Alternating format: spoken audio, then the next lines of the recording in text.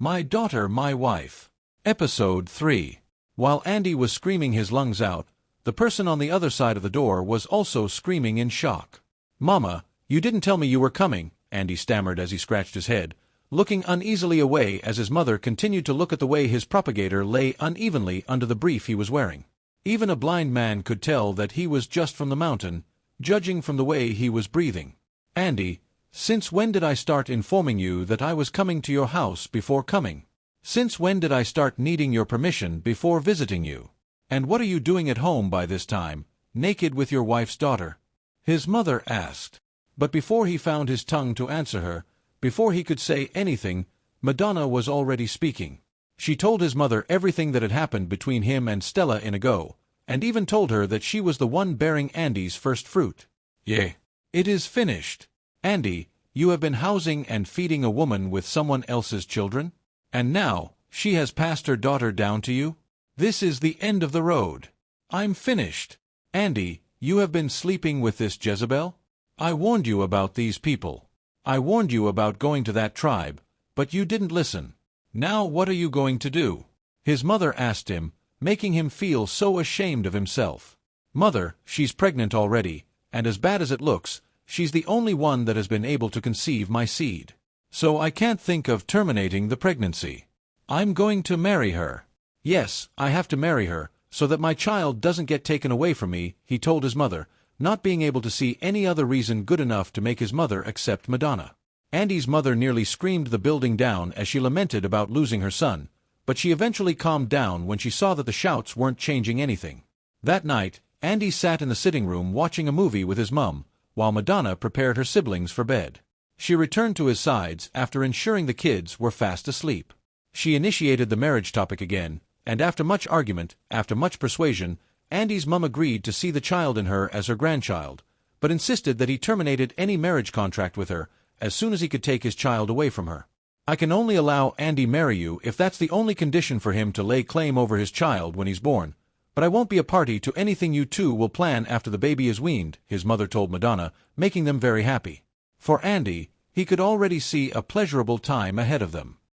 Who knows, she may even become pregnant before the baby is weaned, he thought happily. Madonna sat quietly beside him, making him nearly convulse with the things she was stealthily doing to him. While they sat there in the sitting room with his mother, who was engrossed in the movie she was watching, Madonna was doing the most with her left hand that she had buried under his briefs. "Mum, I need to go to bed. My head aches so badly," he told his mum, as he hurried out of the sitting room, pulling Madonna with him. "Go on, Andy, you're lucky you have the pharmacy readily available, or this headache would have surely killed you." "Nonsense," Andy heard her mumble, but he was already on so much fire, to wait to refute her obvious guess. Madonna was stripping as hurriedly as Andy was doing, and in a matter of seconds, they had began one of those marathon that made her his choice woman. "This girl is surely going to make me lose my mind," he thought as she grinded hard, making the chair squeak so loudly, Andy could tell his mother was hearing it. But what could he do? He was too lost, too high up there to worry about what his mother would say the next day. "Oh, Daddy!" He heard her cry at a point. He was going insane from the pleasure in the ride. He was beginning to vibrate as she urged him to go harder. Andy continued to prove his worth, doing so much to impress the young girl he was bent on keeping on his bed for life. "Daddy, you're hot," he heard her say, quite a while later, before he collapsed on the bed, his heart beating so fast. They lay in each other's arms quietly, each of them consumed in their thoughts as they caught their breath. "Our marriage papers will be ready for signing tomorrow. Think you still want to go ahead, my Donna?" he asked, his heart beating in fear that she may change her mind. "Of course, Daddy, I can't wait to become your legal wife, and be sure nobody will try to take you away from me," Madonna told him, making him wish he had strength left in him to get on again. He kissed her instead, and decided to save his strength for the morning tea, for he knew she would surely wake him with her succulent sisters sweeping over his face. And so it was. They woke up to it before he prepared for work. But what do I tell my mother was making all the noise she heard last night? How will I look at her in the face to greet her this morning? He though as he knotted his tie.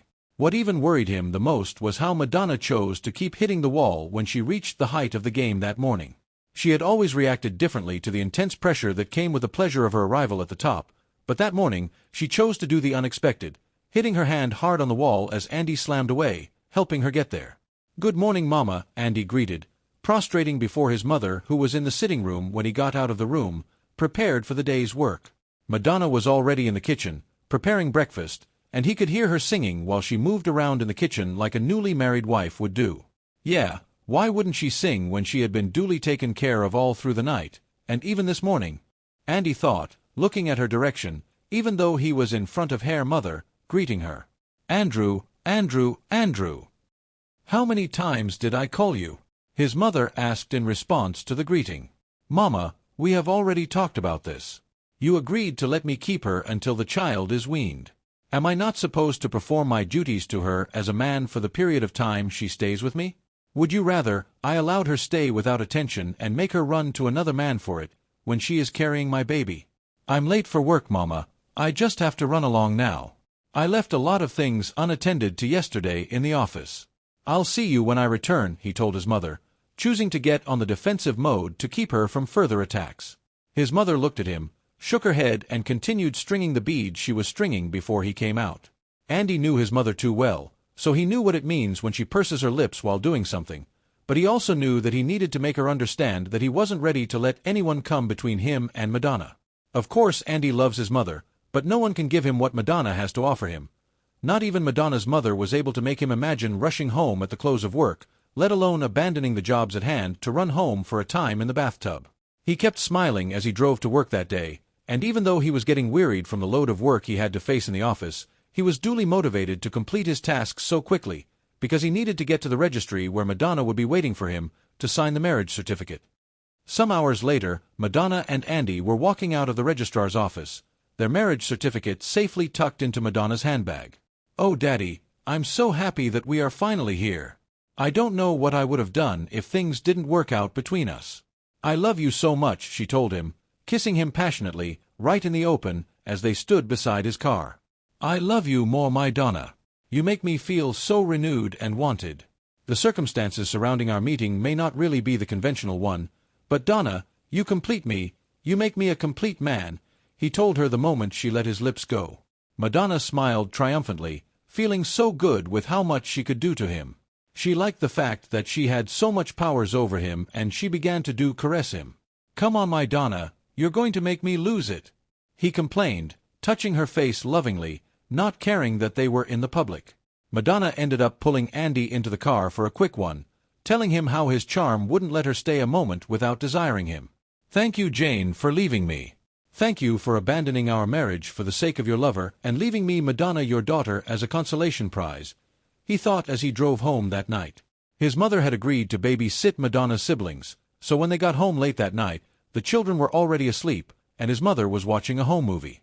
She answered their greetings like someone who was being forced to do so, but Andy was glad that she noticed that they were wearing their wedding bands, and she had come to understand that Madonna was no longer his daughter, but his wife. "Mama, Daddy finally put a ring to our love," Madonna told the angry woman, flaunting the ring on her finger. "I hope you don't sit in regret soon, son," his mother told Andy instead and walked away. Andy smiled at Madonna, who looked at him with a sullen face, just to make her feel okay, but he was beginning to worry. Is my mother right to remain this way to my wife, when she knows she's bearing my first child? Could there be something she's seeing that I'm not? He thought in anguish as he watched his mother go. The next day, Andy rushed out to work early in the morning, because he had ensured that he put things in place for Madonna's comfort. "Good morning, Mama," Madonna greeted Andy's mother as she got to the kitchen to find her talking with the new housekeeper Andy had got for her. Madonna had actually insisted on doing her things herself, but the ever-pampering Daddy insisted that he wanted her nowhere else but on the bed. Plus, he didn't want her to risk getting hurt while trying to run around in the house doing chores. "She's not the first person to get pregnant, Andrew. I don't like the way you're going about this girl and her pregnancy. Remember that overindulging her now will only make things remain out of your control after now. Getting a stranger into your home now is not really the best idea. You should let her nurse this pregnancy while still retaining some human attitudes and traits," Mama had told Andy, but Madonna only had to look at him for some seconds to make him know that she didn't like what his mother was saying.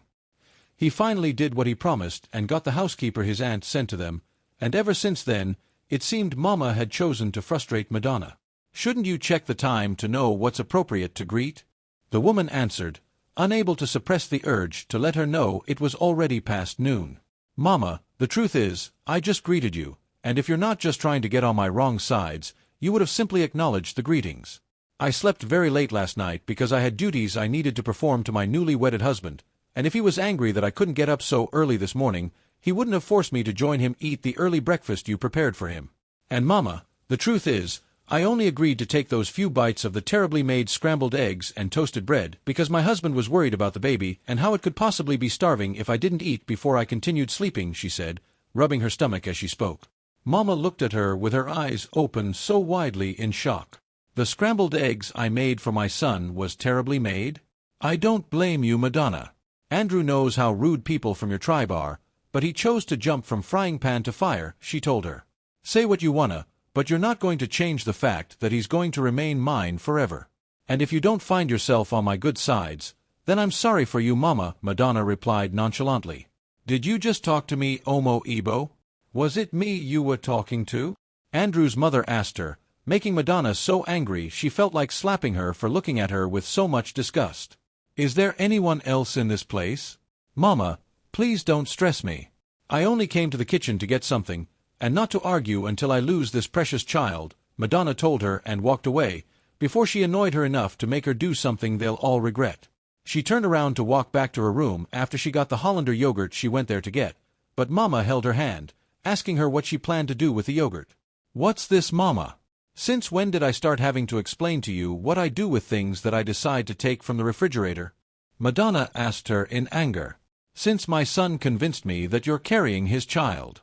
Madonna, I don't care whether you eat dog's poops or something worse, but now that you claim to be having my grandchild in you, you're going to have to listen to me about the things you take in," she told her, wriggling the yogurt out of Madonna's hands.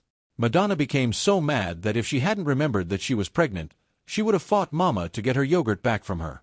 If she wanted to drink yogurt, couldn't she have just honorably asked me to pass her one from the refrigerator instead of trying to act like she was caring for me, when in fact she is only trying to show how greedy she is, Madonna murmured. She turned around in anger and walked back to her room to get her phone. It would be very bad that she got her husband feeling that she was fighting his mother the very first day he left her at home after their wedding, so she called him. "Hello, Daddy," she said the moment he answered the call. "How is my baby Donna doing? Are you missing me so much already that you're sounding like you're crying?" he asked her. Madonna was very pleased to see that he could tell her mood just by listening to her voice. "Daddy, Mama is frustrating me. I've been so hungry, and she has simply refused to allow me eat anything in the house," she cried. "That can't be true. How can my mother, who knows you're having my first fruit in you, refuse to allow you eat, when I have begged her to ensure that different kinds of food was available before you woke up, to enable you choose what you want? I employed the housekeeper to ensure things were done on time, and asked my mother to please supervise the lady, to ensure that you didn't have to stress yourself at all. Why is Mama doing this?" He lamented over the phone. "I don't know, Daddy, but I know that if you don't come home now with the Hollander yogurt she took from me, and a double-sized burger, I'm going to keep crying until I faint," she told him and hung up before he could say anything. Madonna sat on the bed, waiting for him with just her briefs. Some minutes later, she heard him querying the housekeeper, berating her for not doing her job, the very first day he left the house. His mother's voice began to scold him harshly, and all of a sudden, Madonna couldn't hear Andy's voice again. She was expecting him to actually scold his mother, but not only had he shifted the blames to the housekeeper, he had suddenly lost his tongue the moment his mother started scolding him like a little boy. Staying back in the room would certainly make her have a fields day, so Madonna got her chiffon scarf, covered the much she could, and walked to the sitting room. She arrived there in time to meet Mama asking Andy to hand her the bag he was holding, telling him how Madonna wasn't supposed to eat junks. And if Madonna hadn't come out, if she had hesitated for a few seconds more, then truly, Mama would have seized the things Andy got for her, like she did the one she got from the refrigerator earlier. "Daddy, please come with me to the room now, and with the things I asked for. This scarf is making me too hot already," she told him, beginning to lose the scarf as she sauntered towards the bedroom. She knew he'd certainly follow her. And he did. She heard his footsteps as he followed her, then she heard his mother order him to hand her the bag at once. "Not today, Mama. Please understand," he said, and ran right into the room behind Madonna. "I got what you asked for my Donna, but would you like to eat this first or that?" he asked, pointing to the bulge in his trouser. Madonna gladly jumped on the bed, compensating him duly for choosing her over his mother. I have tried to let her know that Madonna was but a child, and needed more caring guidance than frightening cadence, but she still keeps assuming that everyone has to tremble when she spoke. It was okay that she remained who she was to me and my siblings even after we got married. It was all right that her word was law for us, but I tried to make her understand that Madonna wasn't raised that way. She wasn't raised to prostrate when she sees elders, or to look down in silence when her elders spoke, but she is the one I chose to marry because she is carrying my first fruit. I expected my mother to understand that a young girl of her age could throw tantrums, she could have mood swings and even cry when she was supposed to laugh, because she is pregnant, but no, she chose to make her cry. Andy complained to his friend over the phone, sometime later. Andy, if you watch well, you'll notice that I've been keeping off anything that concerns you and that wife of yours. I didn't call to ask you how she's faring with your mother. I called to ask why you left the office before close time today, Chiquity said flatly. Madonna called to inform me that my mother was at it again, and I had to run home to give her the things she asked for. And like you already heard me talk about, my mother didn't leave me the chance to return to work because she was bent on stopping Madonna from having what she wanted, Andy replied. He finished his phone conversation and looked at Madonna, who just got out from the bathroom, and gave him a kiss before proceeding to the dressing table to dry her hair. He really couldn't count the number of times she has kissed him, but each time she claims his lips, there was always a fire she ignited in his system, making him helplessly helpless before her. I'm getting too sad and mistreated in this house, Daddy, she mumbled a complaint as she dried her hair. I know, baby, I'm going to do something about it. But tell me, my Donna, how's the baby doing? Andy asked her, tactically changing the topic as he rubbed her stomach, then placed his ear in the stomach, as if to listen to sounds from within. Andy gave Madonna all the attention she wanted that night, and only left her sleeping soundly after she had eaten the goodies he got her. He went into the sitting room to see if he could find the housekeeper. She was now his hope of ensuring that Madonna didn't have complaints. I asked her to take the day off, Andrew. Yes, I sent her home for today because I need to talk to you. Sit down here at once, his mother ordered him when he asked of the housekeeper. Dear Lord, what am I going to do now? He wondered, thinking of how he was going to make his mother bring her voice down, so she doesn't wake Madonna up. Mama, I know you have the best of intentions for me. I also know that you're only doing what you're doing in my best interest. But Mama, I'm a man now, not your young adolescent son that you had to be so firm on, to keep from going wayward. You've got to treat me better and allow me do certain things my own way. How could you have sent the housekeeper in my house away without first consulting with me? He asked his mother. Oh. So I now have to take permission from my son before I think of how to restore him to sanity? His mother asked him in anger, making him involuntarily dodge a slap that he expected but didn't come. Oh, please stop this, Mother. Are you saying that I'm insane? Are you by chance calling me insane because I have chosen to do the right thing for once, to make the woman I call wife feel comfortable enough to keep my home? When Stella, my ex-wife, ran away from home, abandoning the children and our marriage, you blamed me for not being able to keep my home. You said I didn't have a good choice of wife, and even after marriage, you made her always know how much you detested people from her tribe. I didn't wish to return from work at the end of the day's work back then because I was afraid of being the one to receive her comeback for your attacks on her. You weren't living with me then, but you were always calling to ensure you made her feel your hatred and heat. At the end, Mother, a big gap began to form between us, and before long, she was too tired to remain under my roof, while she sought satisfaction in the hands of her lover, so she left. Now, Mother, I know I shouldn't have, but I continued to sleep with Madonna because she threatened to expose the secret of what happened on the day I got home drunk and made her a woman, but I did. I continued to sleep with her not totally because of what she said, but because I love everything about her and the things she does to me in bed. I married Madonna not truly because she's having my first biological seed in her, but because she makes me feel like a man. She's the only woman that makes my pulse racing whenever I see or hear her voice. Mama, that girl makes me want to come home at the end of the day's work, and make me want to do all I can to keep my family running smoothly. I understand that she may not be doing things the way you want, but please understand that she didn't grow up under your tutelage to know exactly how you want things. So all I'm asking is that you take it easy with her. Please learn to let her do things the way she wants, especially now that she's pregnant, and let me be able to concentrate on my job, Andy told his mother. Are you through?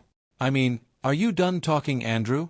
So because you couldn't control Stella, the woman with insatiable appetite you got for a wife, and she had to run out of her home because of this very nature of hers, I'm to shoulder the blame of your failed marriage, right? And because she left a daughter that's her complete replica, another woman with questionable appetite, You let your uncontrolled self wander to so much foolery that you found yourself buried in between her thighs, and made her a woman like you claimed. It is now right to assume everything is okay?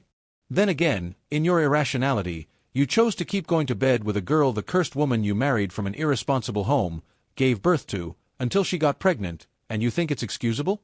You got my hands tied into allowing you marry her until the child is weaned, only for you to become so randy and suddenly become so irresponsible that you no longer sit yourself in your office, running home at every slight opportunity to come scream like a lunatic while she bangs the wall, almost as if you too have no idea that others live in this house, and you think I have to still allow her eat as unrestrainedly as she is in bed? I won't let you keep misbehaving, Andrew. I gave birth to you, and raised you and your siblings single-handedly after your father left us. I won't let you keep acting foolishly. I didn't bring you up to be this way. You must get a grip of yourself and snap out of this path of destruction you're speeding on top gears towards, his mother said, placing a hand on his shoulder, making him both confused and troubled. His mother didn't need to remind him before he knew that he wasn't brought up in a home where immorality was encouraged or tolerated, but he also knew that he wouldn't be able to explain to his mother what Madonna meant to him and how she affects him. How would I explain to her? How can I make her see that my world now revolves around Madonna? For one, she is carrying my baby, I have married her legally, and most importantly, she's the only woman that knows how best to treat me in bed. I can't stay a day without her doing those things to me, but I still can't trade my mother for anything. What can I do now? He thought as his mother kept looking at him, waiting for him to say something. But Mama, she's my wife now and she's pregnant. I don't want her feeling or seeing the need to miss my absence when I leave for work. For my sake, Mother, can you please condone her? Can you please not make her want to call me back from work and make me face the risk of losing my job? My boss has already started complaining about my frequent disappearance from the office. Please, Mama, I don't want to lose my job because it'll affect all of us, he told his mother and noticed that she relaxed somewhat. Andy knew his mother so well, so he knew telling her about the challenges that he was beginning to face in his place of work would certainly do the job, and yes, it did it. You know what, Andrew? I think I need to let you do what you like to do now. Go on and keep making her behave as she wills because she has you wrapped between her fingers, or is it her thighs now? I won't be the one you blame tomorrow as the reason you lost your job. So go ahead and stay all day in between her thighs, his mother said before she left him in the sitting room. Andy didn't quite like the way the discussion ended, but he felt better, knowing that his mother understood how important Madonna was to him and she was willing to let peace reign. His mother may be mad at him, but she's his mother after all. He knew how to make her calm down in the long run. He just needed Madonna to see that he could give her the world and make the earth hers just for the asking. When he returned to the room, Madonna was still sleeping, and he was thankful that she was truly exhausted before he left the room to go talk with his mother. He tried to kiss her good night and go to sleep, but she stirred and held his head as she stretched lazily. I want to eat. Please get me bread and butter. I want a bottle of very cold Coca-Cola too, she told him, pouting like an offended little child. But my Donna, didn't I say you shouldn't eat butter for now? He asked, and she got mad. Oh, did she say so? Fine, I won't eat again in this house. Since at every point in this house, she has to decide what I do and what I don't, I may as well have to do everything she wants me to do. She most certainly don't want me in bed with you, so starting this night, I'm going to keep acting according to her dictates, she told him, making Andy's heart jump. Come on, my Donna. You know I'll give you whatever you want. I was only reminding you of what she said, he was still saying, but she cut in. Of course, that's why I also reminded you that she doesn't want me in your bed. In fact, I'm leaving this room now. I'll return to the children's room, she threatened and began to come down from the bed. Please, please, please. My Donna, I'm sorry for mentioning it. I'll just go to the kitchen and get you what you want now. Come on, loosen up, it's me, he told her, pulling her cheek, and getting her to give him not just a smile but a sound kiss before he rushed to the kitchen to get her what she wanted. He even got her the jar of mayonnaise, in case she wanted to add it to the bread too. Madonna continued to make Andy run back from the office, always finding a perfect excuse to call and complain.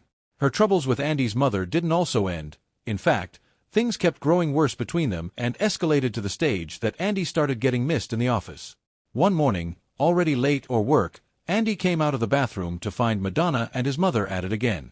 He was still trying to sort things out when he saw Chiquitty at his doorstep, looking every bit of the bad news he had brought. Well, Andy, Chiquitty began, only to trail off midway. Do you want to know what Chakwoody came to tell him? Do you think things will remain the same between Andy and Madonna after Chakwoody's visit to the house? Subscribe to this channel and hit the notification bell to get notified when I post the next episode of this very interesting and lesson-filled story.